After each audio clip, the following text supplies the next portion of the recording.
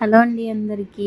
మా ఆయన ఇంక నెక్స్ట్ డే ఊరెళ్తాడు కదా అనేసి ముందు రోజు కర్నూలు తీసుకొచ్చినాడు అనమాట. నాకైతే ఒక ఫీలింగ్ వచ్చింది, బుద్ధుంటే సండే రోజు మాత్రానికి కర్నూలుకి రాకూడదు అనేసి. అంత రష్ ఉన్నారనమాట.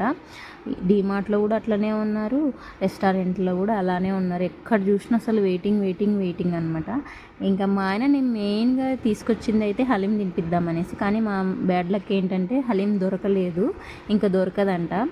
రంజాన్ ముందు రోజు వరకేనంట ఉండేది, తర్వాత దొరకదు అనేసి అయితే అన్నారు. కానీ ఇంకేం చేస్తాను, నేనైతే తిన్నాను. మా ఆయనకి తినిపిద్దాం అనుకున్నాను కానీ ఆయన బ్యాడ్ లక్ దొరకలేదు.